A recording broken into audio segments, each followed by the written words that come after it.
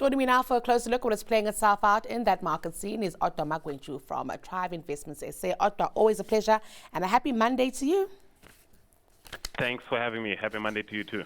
All right, it's a data-filled week. Inflation numbers, Chinese data, retail earnings coming out of the US, and quite a busy one today. Odwa, let's talk about that.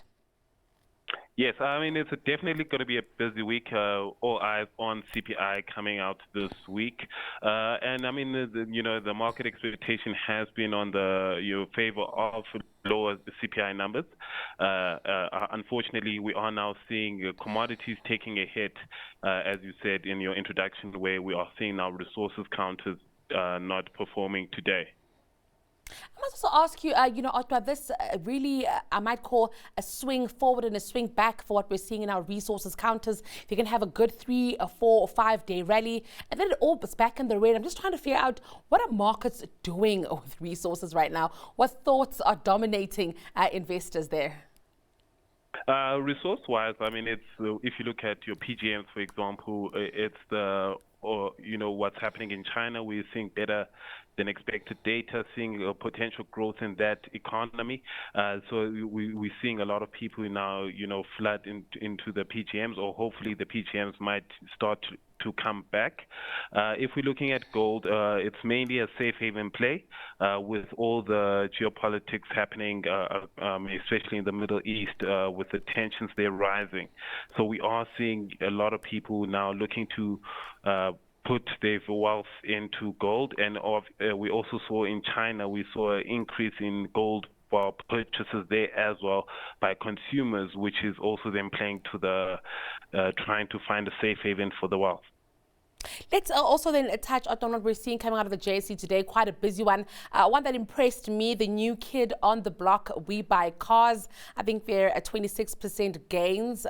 Very, very interesting to see that counter land, and to land is so soft. Yes, that has been one of the greatest, introductions into the markets. Luckily for them, they've also been able to have high volumes. If you look at the, new car sport and also sales that they're doing. So, I mean, the business itself has been doing very well despite the tough trading environment that we're currently in. We are seeing, they had a 15 or near 16% group revenue growth. So that is also helping the business as well. Across the board, the business has been doing very well, managing to keep their volumes high. Let's also touch on Vodacom. I think certainly a very colorful set of numbers there. We are seeing a slight fall in headline earnings there, but all of it, I think, it's explainable within reason. Once-off items, as the CEO has said. How have markets received this set of numbers? The markets are not receiving them quite well. We are seeing a drop in the share price of Vodacom.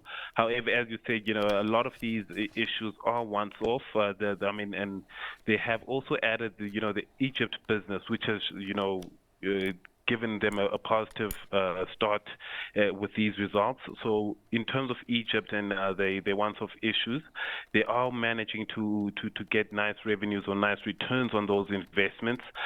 We are also seeing the financial services business as well starting to pick up now, having an increase of about 30% in that front as well. I think one of the big issues for them is the stuff with massive acquisition, where they haven't gotten the green light on that front.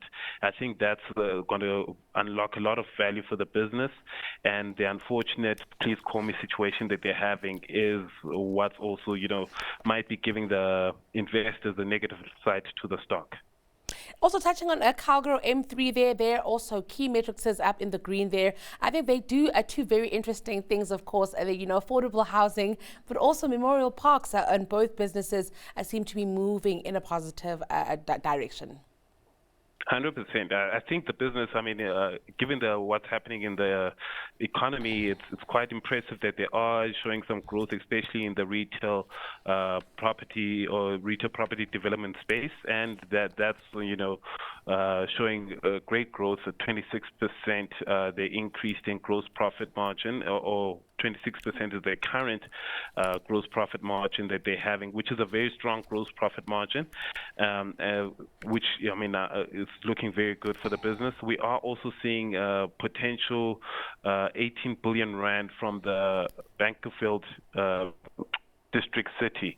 The developments that they have there, they are looking at some great returns on that front. So the business on a whole is looking to be still performing in these tough times we're in.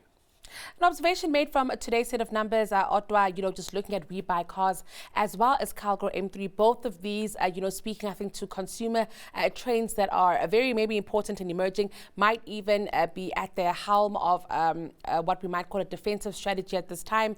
Used vehicles, affordable housing, all of it speaking to a consumer that's trying to really save on their money, not looking to a new vehicle, not looking at, property investments that could be too pricey. Of course, I think right now everyone's counting their cents and obviously trying to find a bargain wherever they can. And right now, as you rightfully say, the current bargains are cheaper houses and also cheaper cars if you are looking to change your lifestyle. Some people might be even downgrading their lifestyles and then moving from the higher, expensive places and then moving into these developments and used cars. Very interesting times indeed. Let's talk about Raubex now. Definitely one of my favorite under the leadership there of Felicia Msiza. Really all the key metrics in the green, even after the Beitbridge gains have worked their way out of their financials. They do seem to be in a good position. Oh, 100%. I think the business is currently in a very good place. Double-digit revenue growth and operating profits also increasing by about 20%. I think the business itself is now looking to be in a very steady position. They also have an order book of 25 billion rand, on the cards, which is helping the business with everything going forward. I think with that being said, they are in a great place, especially you're looking that the main focus is infrastructure development. So I think that it is showing also a good sign in general for South Africa as a whole in terms of development and infrastructure. And with that in mind, looking that there is now some money being poured into that does give not only a good sight for the business itself, but also the country as a whole.